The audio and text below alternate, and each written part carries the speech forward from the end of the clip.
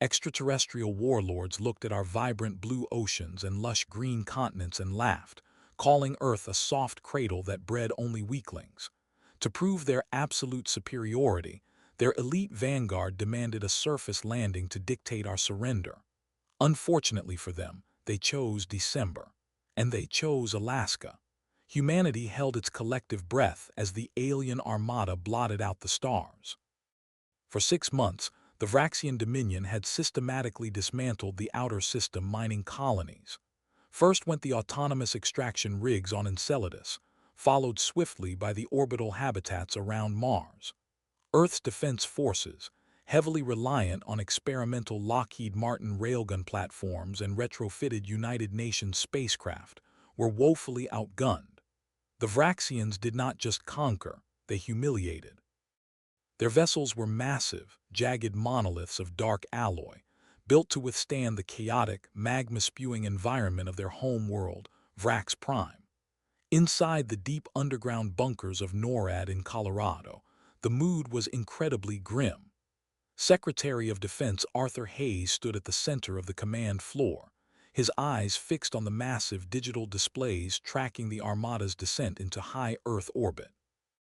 Beside him, lead UN negotiator Simon Croft adjusted his glasses, sweat beading on his forehead despite the bunker's heavy air conditioning. They were about to initiate the first direct visual communication with the Vraxian Fleet Master, a being known as Corlin. The main screen flickered, replacing the tactical map of the globe with the imposing visage of Fleet Master Corlin. The alien was a towering figure of hardened, calcified armor that looked like obsidian with deep crimson eyes set into a harsh, angular face. His mandibles twitched in what the human linguistic software translated as a gesture of supreme condescension. Leaders of Earth, Corlin's voice boomed through the speakers, digitized and translated into flawless English by the Dominion's superior algorithms.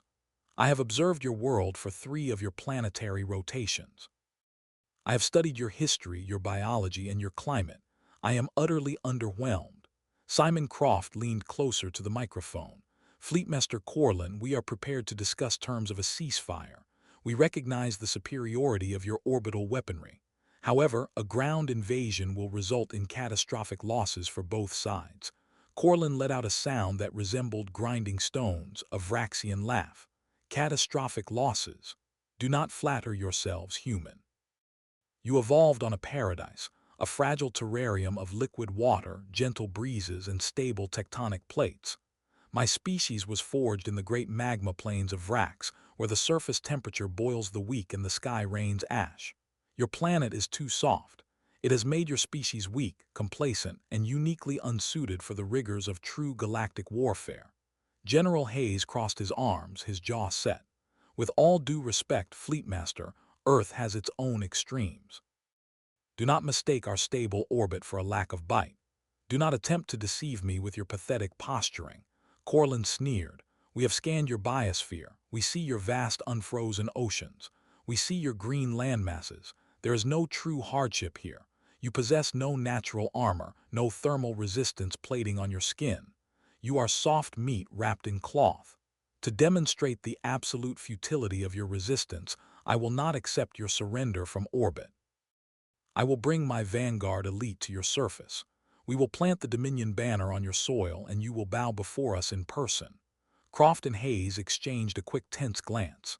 If you insist on a surface meeting, Croft said carefully, we can arrange a landing zone in the Mojave Desert or perhaps an airstrip in Nevada. We have diplomatic facilities. I do not require your facilities, Corlin interrupted, his eyes flashing with irritation. I will not be guided to a heavily fortified trap of your choosing. I have already selected the coordinates. My tactical officers have identified a large flat expanse in your northern hemisphere. The terrain appears smooth, covered in a white crystalline sand. It is devoid of your major population centers, making it an ideal staging ground for my vanguard to assemble, and for you to travel to us unarmed to sign the subjugation treaty. Hayes rapidly typed the alien coordinates into his console. The system processed the numbers and a red crosshair appeared on the global map.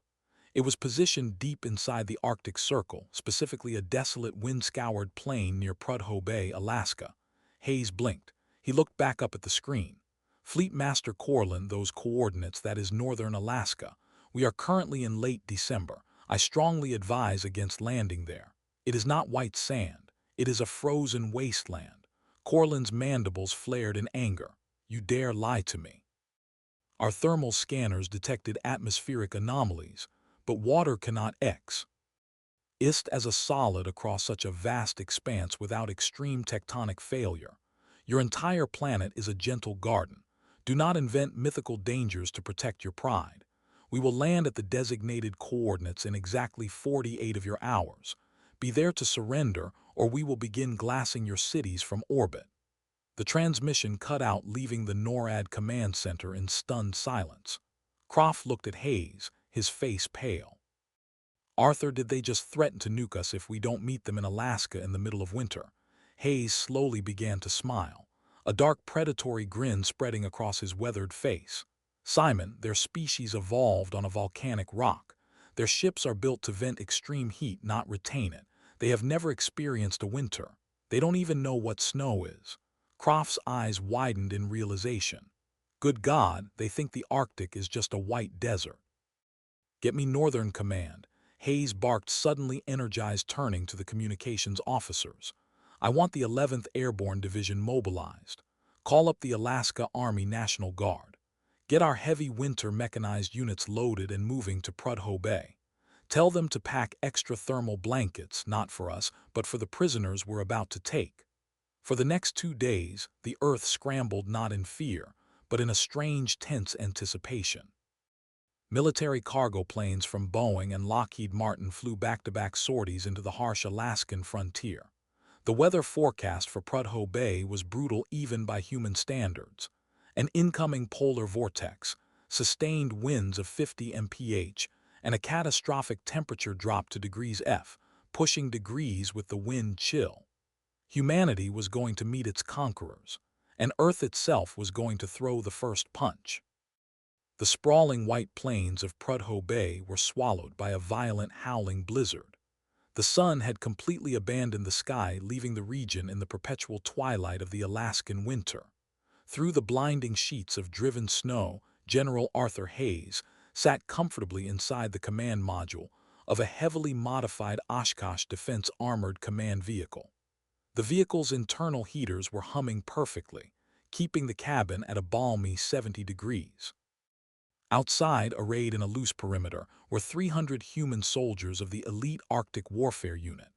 They were heavily layered in specialized extreme cold weather gear.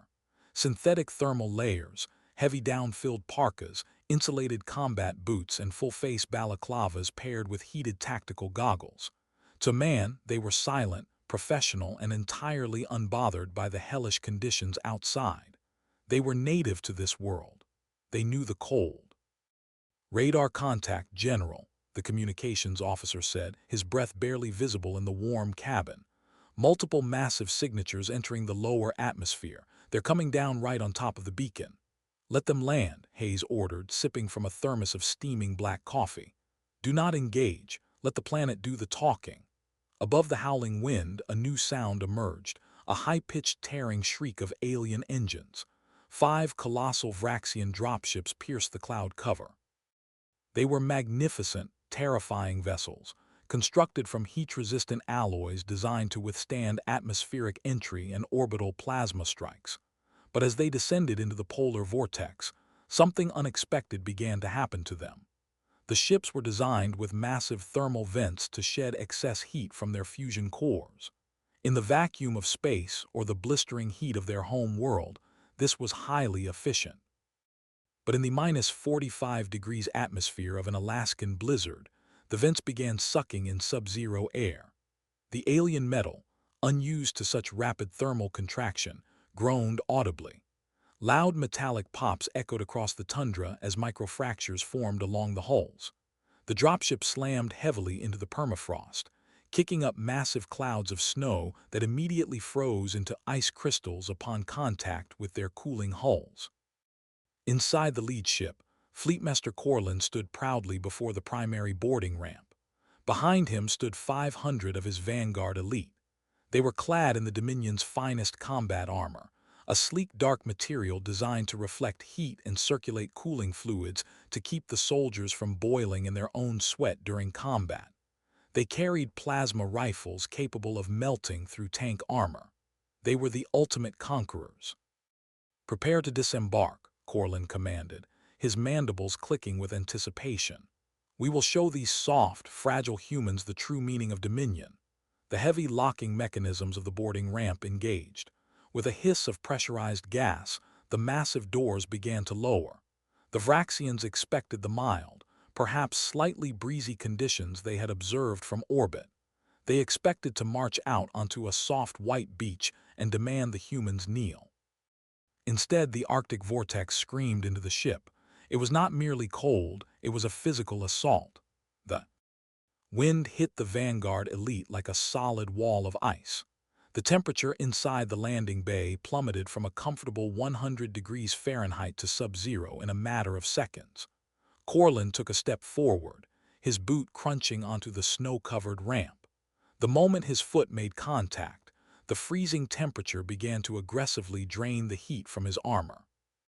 Vraxian biology, lacking any internal mechanism for generating heat due to their volcanic evolution, relied entirely on external warmth. A sharp, agonizing pain shot up Corlin's leg. He gasped, opening his mouth to speak, and the moisture in his breath instantly crystallized, turning into a cloud of sparkling ice that blew back into his face. "Forward." He tried to yell, but his vocal cords, paralyzed by the sudden, shocking inhalation of -45 degrees air, produced only a weak, rasping click. His soldiers attempted to follow his order. They marched down the ramp, their heavy boots sinking into the deep snow. But within 20 paces, the catastrophic reality of their situation set in. The cooling fluids running through their sophisticated combat armor, designed to prevent overheating, began to freeze. The fluid turned viscous, then solid. Alien soldiers suddenly found their joints locking up. They pushed against their own suits, their synthetic muscles straining against the frozen hydraulics, but the ice was unyielding. A Vraxian heavy gunner raised his plasma rifle, intending to fire a warning shot into the sky to demonstrate their power. He pulled the trigger. The extreme cold had contracted the internal firing chamber. The plasma cell ignited, but the frozen barrel ruptured instantly, shattering the weapon into a dozen pieces and knocking the alien backward into a snowdrift. Panic, a completely foreign emotion to the Vanguard elite, began to spread. They were shivering violently, a biological response they had never experienced and did not understand. Several soldiers collapsed, their internal temperatures dropping to critical levels. The vaunted conquerors of the stars were curling into fetal positions in the snow, desperately trying to conserve heat that was rapidly vanishing into the merciless Alaskan wind. From the warmth of his Oshkosh command vehicle, General Hayes watched the thermal imaging screens. The bright red signatures of the aliens were rapidly dimming to yellow, then to a sickly green. "Unbelievable," Croft whispered over the secure comms line. "They're freezing to death. They haven't even fired a shot." "Deploy the mechanized infantry," Hayes ordered calmly. "Form a perimeter. Have the medical teams ready with the thermal blankets. We're not going to let them die, but we are going to make them wait." The heavy doors of the human armored vehicle swung open. Out stepped the Earth soldiers. To the freezing, terrified Vraxians, the humans looked like absolute monsters. They walked smoothly through the deep snow, seemingly immune to the death wind that was tearing the aliens apart. The humans didn't slip. Their spiked boots gripped the ice perfectly. They didn't freeze. Their thick insulated gear trapped their mammalian body heat. General Hayes stepped out of his vehicle, flanked by 4 towering soldiers carrying conventional kinetic assault rifles, weapons that functioned flawlessly in the bitter cold. He walked across the tundra, the crunch of his boots sounding like thunder to the aliens. He approached Fleet Master Corlin. The mighty alien warlord was on his knees, his arms wrapped around his shivering torso, ice forming on his mandibles and across his crimson eyes. His once imposing obsidian armor was coated in a thick layer of frost. Hayes looked down at him, his face completely obscured by his thermal mask and goggles. He reached up and slowly pulled down the balaclava, exposing his face to the freezing wind. He didn't flinch. "Welcome to Earth," Fleet Master Hayes said, his voice steady and calm, carrying over the howling wind. "We brought the treaties. Are you ready to sign?" Frost formed thick and heavy on the obsidian armor of the alien warlord. Fleet Master Corlin, conqueror of 3-star systems and terror of the Orion Cygnus arm, could not stop his mandibles from violently chattering. He looked up at General Arthur Hayes, trying to find some hint of mockery or cruelty in the human's eyes, but there was only cold, calculated professionalism. "Medical teams deploy." Hayes's voice cracked over the external loudspeakers of the Oshkosh defense vehicles. "Get those 3M heavy-duty Mylar thermal blankets on them immediately. Use the portable General Dynamics atmospheric heaters. We need to raise their core temperatures or we are going to have 500 dead diplomats on our hands." Human medics poured out of the armored personnel carriers. They were clad in white and gray camouflage, moving with practiced efficiency through the knee-deep snow. To the Vraxians, whose vision was blurring as their ocular fluids began to thicken, these humans looked like phantoms of the ice. The medics rushed from one fallen alien to the next, wrapping the massive armored bodies in specialized reflective thermal sheets initially designed for high-altitude rescue operations on Mount Everest. Dr. Amelia Brooks, the chief medical officer for the Arctic deployment, dropped to her knees beside Subcommander Vale, Corlin's second-in-command. The alien was curled into a tight ball, his dark armor completely frosted over. "His core temp is dropping exponentially." Brooks shouted into her comms unit, pulling a high-grade thermal pack from her kit and cracking it to activate the chemical reaction. She shoved it into the gap between the alien's neck armor and his biological carapace. "These creatures have zero internal thermoregulation. It's like they're cold-blooded but worse. They rely entirely on their environment and their suits have completely failed." Two burly infantrymen grabbed Fleetmaster Corlin by the shoulders. His legs were completely locked, the hydraulic fluid in his knee joints having frozen solid. They half-carried, half-dragged the towering alien warlord toward the lead command vehicle. Corlin tried to resist, pride demanding he fight back, but his muscles were utterly unresponsive. He was a prisoner in his own freezing body. They hauled him into the back of the heavily modified command center. The heavy reinforced doors slammed shut, cutting off the deafening howl of the polar vortex. Instantly, the environment changed. The interior was heavily insulated and aggressively heated. The sudden influx of 70 degrees air hit Corlin's frozen biology like a physical blow. Condensation immediately began to pour off his armor, forming small puddles on the steel floor grate. General Hayes stepped inside a moment later, pulling off his frosted balaclava and shaking the snow from his heavy parka. He walked over to a small field desk, poured a fresh cup of coffee from a stainless steel thermos, and sat down across from the shivering fleet master. Simon Croft, the UN negotiator, sat beside Hayes, opening a durable Panasonic Toughbook laptop. "Welcome to the soft cradle, Fleet Master," Croft said quietly, his tone devoid of gloating, though the absolute dominance of the situation was clear. "I believe we have a treaty to discuss." Corlin slumped on the heavy steel bench, his chest heaving as his internal temperature slowly began to rise. He looked around the cabin, his crimson eyes wide with a mixture of horror and profound confusion. "How?" he rasped, his vocal cords finally thawing enough to produce human speech through his translator. "How do you survive this? This is a death zone. The atmosphere itself is a weapon. Your planet is actively trying to extinguish life." Hayes took a slow sip of his black coffee. "Earth is a beautiful, vibrant world, Corlin, but she is also ruthless. You scanned our green continents and our liquid oceans and assumed we had it easy. You assumed our evolution was a gentle stroll through a paradise."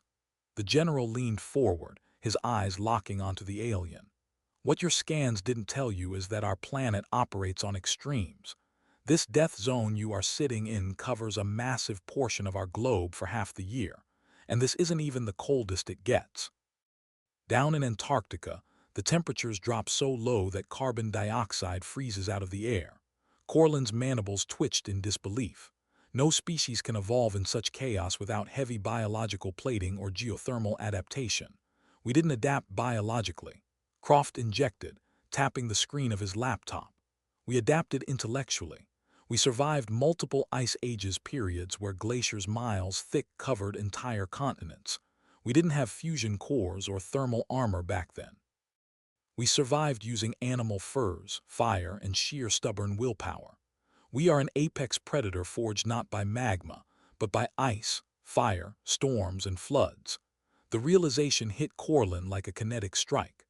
The Vraxian Dominion had conquered worlds by relying on their natural biological superiority and overwhelming firepower. They had never encountered a species that routinely, voluntarily inhabited environments that were actively lethal. Your armor, Corlin wheezed, gesturing weakly to Hayes' parka. It does not generate heat, it only traps it. You generate the heat yourselves. Mammalian biology. Dr. Brooks noted as she stepped into the cabin, wiping sweat from her brow. She had just finished stabilizing the last of the Vanguard elite outside. We burn calories to keep our internal furnaces running. We are walking, talking thermal engines. And right now, we are the only reason your Vanguard hasn't shattered into a million frozen pieces. Hayes set his coffee down. So let's talk terms. You demanded our unconditional surrender. You wanted us to bow in the snow. From where I'm sitting, your elite soldiers are currently wrapped in human-made thermal blankets, drinking human-made heated rations, and crying for their mother. I think the terms of this negotiation have shifted. Corlin looked at the floor. The supreme arrogance that had fueled the Vraxian campaign was gone, replaced by the chilling reality of Earth's true nature. If I do not report back to the fleet in orbit, Corlin said slowly, they will assume a trap. They will begin the orbital bombardment. Let them try, Hayes countered, a grim smile playing on his lips, because the moment they fire, they expose their thermal vents. And if they enter our atmosphere to ensure targeting accuracy, the cold will do to their dreadnoughts exactly what it did to your drop ships. Your fleet is paralyzed, Corlin. Now, you are going to open a direct channel to your flagship. You are going to tell them exactly what happened here. High above the churning atmosphere of Earth, the Vraxian dreadnought Ignis hung in the silent vacuum of space. The massive command deck was a hive of tense activity. Admiral Axalar paced the command bridge, his heavy metallic boots clanking against the heated grates of the floor. The ambient temperature on the bridge was a blistering 110 degrees Fahrenheit, a comfortable resting state for the volcanic species. Still no telemetry from the Vanguard, the chief communications officer reported, his talons rapidly dancing across the obsidian control consoles. Their atmospheric entry was nominal, but upon touchdown, all thermal signatures flatlined. It is as if they were swallowed by a localized entropy field. Salazar stopped pacing, his crimson eyes narrowing as he glared at the holographic projection of the blue and white planet below. An entropy field? Nonsense. The humans do not possess such technology. They rely on primitive kinetic weapons and crude fission reactions. Run the scans again. Focus on the landing coordinates. Scanning now, Sub-Admiral, the tactical officer replied. A moment later, a complex web of data populated the main screen. Atmospheric conditions at the landing site are anomalous. The local temperature is currently registering at 230 degrees below our biological baseline. The wind velocity is sufficient to strip thermal plating. R stared at the data, his mind struggling to comprehend the numbers. 230 degrees below. That is impossible. Liquid water covers 70% of this planet. Such temperatures would freeze the ocean solid. Only the polar regions exhibit these extremes. Sub-Admiral, the science officer interjected, his voice trembling slightly. The planet possesses a highly unstable axial tilt and chaotic atmospheric currents. It is a world of fractured, violent biomes. The humans. They deliberately lured the fleet master into a frozen wasteland. Before Zal R could process the sheer tactical audacity of the humans, the main communication array flared to life. Incoming transmission, the communications officer announced. It is a localized signal originating from the human surface forces, utilizing a heavily encrypted channel bounced off multiple primitive satellites. The signature matches a human corporation known as Lockheed Martin. Put it on screen, Zal R barked. The massive holographic display shifted, replacing the planetary map with the interior of a brightly lit utilitarian room. Sitting at a metal desk was a human clad in heavy fabric layers. Beside him sat Fleet Master Corlin. A collective gasp echoed across the Vraxian command deck. The Fleet Master was stripped of his outer combat armor. He was wrapped in strange silver reflective sheets, and a human medical device was strapped to his chest, pumping warm fluids into his circulatory system. Corlin looked diminished, broken, and shivering. Sub-Admiral Zaller. Corlin's voice echoed through the bridge, sounding weak and raspy. I am transmitting this message under my own authority. You are to stand down all weapon systems immediately. Cancel the orbital bombardment protocols. Zaller slammed his fist onto the console. Fleetmaster, what have they done to you? Have they employed biological weapons, neurotoxins? No, Corlin replied heavily, closing his eyes. They employed the weather. The environment at these coordinates is lethal to our biology. The Vanguard elite was neutralized in less than 5 minutes without a single kinetic shot being fired. Our armor locked up, our weapons shattered. The humans, they walked through the freezing death as if it were a mild breeze. They saved us from freezing to death using their own emergency equipment. The human sitting next to Corlin leaned forward. The translation software identified him as General Arthur Hayes. Sub-Admiral. Hayes spoke, his voice projecting utter confidence. Your ground forces are entirely in our custody. Your dropships are currently micro-fracturing in the -70 degrees wind chill. If you attempt an atmospheric rescue, your ships will suffer catastrophic thermal shock. If you attempt an orbital strike, our Space Force, utilizing kinetic rail gun platforms provided by Raytheon and Boeing, will intercept your ordnance. You are outmatched, out-strategized, and entirely out of your element. Zaller bared his mandibles in a vicious snarl. You bluff, human. We can glass your entire continent from orbit. Your primitive rail guns cannot stop a concentrated plasma barrage. Perhaps, Hayes replied coolly, but we've tracked your fleet's thermal signatures. Your ships run incredibly hot. To fire a concentrated barrage, you must open your primary heat sinks. If you do that in low Earth orbit, the residual atmospheric drag and our localized defense grids will target those vents. You might take out a city, but we will your entire fleet. Is it worth losing the pride of the Dominion to an ape in a snowstorm? Zaller hesitated. The tactical displays confirmed the humans' assessment. The Vraxian ships were designed to fight in deep space or above scorching worlds. Operating in the delicate, temperature-sensitive threshold of Earth's upper atmosphere while trying to vent massive amounts of plasma heat was incredibly risky. Furthermore, Croft, the UN negotiator, leaned into the camera frame. We have the Fleet Master and 500 of your most elite warriors. Earth is prepared to offer a cessation of hostilities. We will return your soldiers thawed and alive. In exchange, the Vraxian Dominion will withdraw from the Sol system entirely and sign a treaty of non-aggression. If you refuse, we will leave the Vanguard out in the snow, and we will broadcast their frozen demise to every species in the Orion Cygnus arm. Zaller looked at Corlin. The Fleet Master gave a slow, defeated nod. The mighty Vraxian military, a force that had shattered planetary defense grids and enslaved entire species, had been brought to its knees by frozen water and wind. Zaller forced the words out, the humiliation burning hotter than his homeworld's magma fields. We accept your terms. The fleet will hold position and await the transfer of our personnel. We will withdraw. The screen went black, cutting the transmission. Silence reigned on the command deck of the Ignis. The galactic paradigm had just violently shifted. Humanity had not won through superior lasers or impenetrable shields. They had won because they were the chaotic children of a brutal, unforgiving world.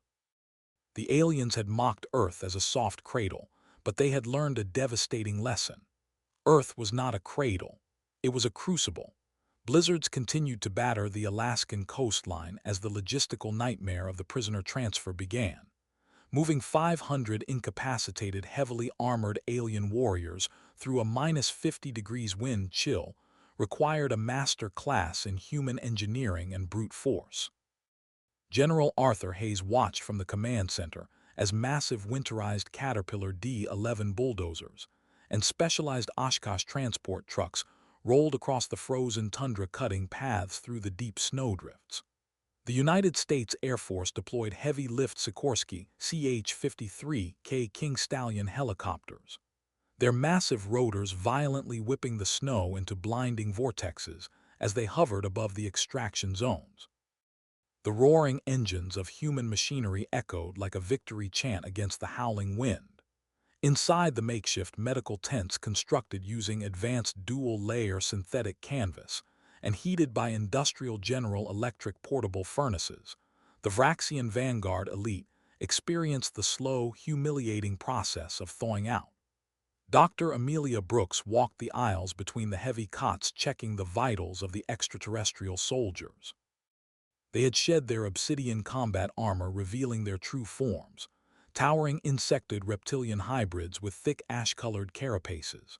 Despite their terrifying appearance, they huddled under heavy synthetic down blankets, clutching standard-issue military thermal flasks filled with hot, sugary tea. Sub-Commander Vile watched Dr. Brooks approach, his crimson eyes tracking her every movement. He had been taught that humans were soft, fragile sacks of water who panicked at the slightest discomfort. Yet this female human was calmly walking through an environment that had nearly killed his entire battalion, wearing nothing but a specialized North Face heavy parka and a confident expression. "Your core temperature is stabilizing, Sub-Commander," Brooks said, reading the output on her handheld medical tablet. "Your biological fluids have fully returned to a liquid state. You should regain full motor function within the hour. However, your joints will experience severe micro-tearing if you exert yourselves too quickly." Vile chattered, his mandibles clicking slowly. "You do not fear us. We came to enslave your species, burn your cities, and claim your resources. Yet you pour warm fluids down our throats and monitor our internal heat. Why do you not let us perish in the ice? We are professionals," Brooks replied evenly, checking the IV line that was feeding warm saline into his arm. "On Earth, the cold is a far greater enemy than any army. We don't let people freeze to death if we can help it, even invaders. Besides, dead prisoners don't sign treaties, and a frozen corpse doesn't tell a very convincing story to the rest of the galaxy."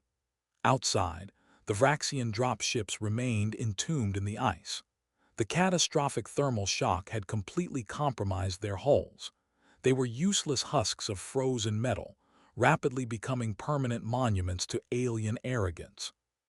To extract the prisoners, the Vraxian dreadnought Ignis had to deploy heavily modified orbital shuttles, retrofitted on the fly with improvised thermal shielding. Sub-Admiral Zaller had swallowed his immense pride and accepted human technical schematics transmitted via secure channels from NASA engineers in Houston to ensure the shuttles wouldn't shatter upon entering the polar vortex. Within the Oshkosh command vehicle, Fleet Master Corlin prepared to sign the historic document. Simon Croft pushed the heavy parchment across the steel table along with a high-end Mont Blanc fountain pen. The treaty was uncompromising. The Vraxian Dominion would immediately vacate the Sol system, dismantle their mining outposts on the outer planets, and publicly recognize Earth as a sovereign restricted territory. Corlin stared at the document. He picked up the pen, his massive clawed hand dwarfing the delicate human instrument. "My species has never signed a surrender," he stated, his voice a low, gravelly rumble. "We have never been defeated in open combat." "There is a first time for everything," General Hayes replied, leaning casually against the reinforced bulkheads. "Consider it a lesson in planetary humility. You judged a book by its cover. You saw our blue oceans, our green forests, and thought we were weak. You forgot that water, when angry, can crush steel, and when frozen can stop a galactic armada dead in its tracks." Corlin carefully signed his name in a jagged, aggressive script. He pushed the paper back to Croft. The Galactic Council will not believe this. They will say the Dominion grew tired of your system, or that the mineral resources were not worth the fuel expenditure. Let them spin whatever diplomatic lies they want, Hayes said, a hard, unyielding edge to his voice. We have the telemetry. We have the high-definition recordings of your elite vanguard shivering in the snow, relying on human charity to survive a winter afternoon. We will broadcast it to every sector in the Orion Cygnus arm. The galaxy will know exactly what happens when you land on Earth uninvited. Your aura of invincibility is broken. 2 hours later, the retrofitted Vraxian shuttles descended through the brutal blizzard. They landed carefully, their engines whining in protest against the biting cold venting exhaust that instantly turned to heavy ice fog.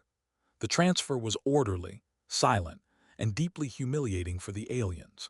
The Vanguard elite, once the terror of the cosmos, shuffled up the boarding ramps wrapped in gray, human-made blankets carrying their thermoses. They looked back at the human soldiers standing tall in the snow, their kinetic rifles slung casually over their shoulders. The humans didn't cheer, jeer, or mock them. They simply stood there, absolute masters of their frozen domain, silently watching the invaders retreat. Corlin was the last to board. He turned at the top of the ramp, the freezing wind tearing at his cape, and locked eyes with Hayes. The alien warlord gave a slow, deliberate salute, a gesture of genuine, hard-earned respect for a species that had weaponized their own hostile biosphere. Hayes returned the salute crisply, his breath pluming thick in the freezing air. The shuttles blasted off, violently breaking through the atmosphere and docking with the Ignis. Within minutes, the massive Vraxian fleet engaged their faster-than-light drives, tearing holes in the fabric of space as they fled the solar system in absolute defeat. They left behind a few frozen dropships, a massive pile of discarded thermal blankets, and a profound realization that would forever alter the balance of power across the stars. Earth was not a soft cradle. It was a brutal, beautiful crucible that forged the most resilient, terrifyingly adaptable creatures in the known universe. Humanity had not just defended their home. They had proven that the universe's ultimate apex predator was a mammal born of ice, fire, and unyielding defiance. The stars belonged to those who could survive the storm. Thank you for experiencing this epic sci-fi HFY journey. If you loved seeing humanity use Earth's brutal winter to defeat an arrogant alien armada, please hit that like button. Don't forget to subscribe to the channel and share this video with your friends who love science fiction stories where humans absolutely dominate. We upload thrilling new tales every week. Leave a comment below telling us which Earth environment you would use to trap an alien invasion next. Clears throat. Hi, my name is Tran Trung, the owner and manager of Palace Truths. After watching the video, your planet is too soft, T. The aliens mocked. Then they landed on Earth during winter_HFY. I'd really like to know what you think. How did this story make you feel? For me, the strongest feeling was quiet satisfaction. It's always interesting to see confidence challenged by reality, especially when patience and adaptability matter more than raw power. This story reminded me that judging others too quickly can lead to surprising mistakes, and sometimes the greatest strength is simply knowing how to thrive where you are. Which moment stood out to you the most? The aliens' first encounter with Earth's winter, or the calm way humanity handled the situation? If you were in that position, what part of Earth's environment do you think would be the biggest surprise for an unfamiliar visitor? One small lesson we can take into everyday life is to stay humble and never underestimate people or situations we don't fully understand. If this story stayed with you, I'd love to hear your thoughts in the comments. And if you enjoy HFY adventures like this, feel free to like the video or subscribe to Palace Truths for more stories.